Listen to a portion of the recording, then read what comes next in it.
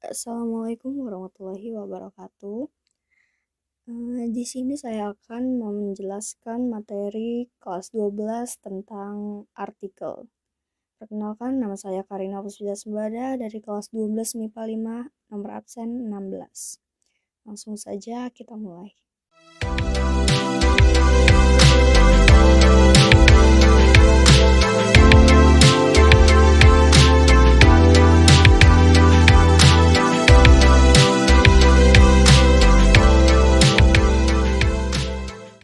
Hartina. Artikel mangrupa karya tulis anu disusun pikeun ngebrehkeun pamadegan nu ditulis kana hiji fakta atawa data atawa pamadegan batur dumasar kana runtuyan logika nu tangtu. Ciri-ciri artikel. Ciri-ciri artikel nu umumna terdiri atas 7 ciri. Kahiji, ditulis kalayan asmana. Kedua, ngandung gagasan aktual. Katilu, gagasan atawa ide nu ditepikeun kudu aya patalina. Kaopat, ditulis secara referensial kalawan visi intelektual. Kalima, dipindahkeun dina basa anu hirup, hegar, populer, tur komunikatif. Kagenep, singget tur tuntas. Katujuh, orisinil atawa asli. Nah, wanda artikel aya 4. Kahiji, predikatif, nyaeta can kungsi kajadian.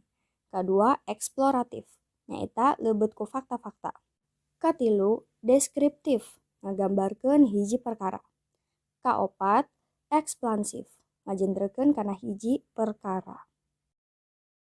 Adegan dina nulis artikel aya 4. Kahiji, judul. Kadua, alinea bubuka. Katilu, alinea panandes atawa eusi.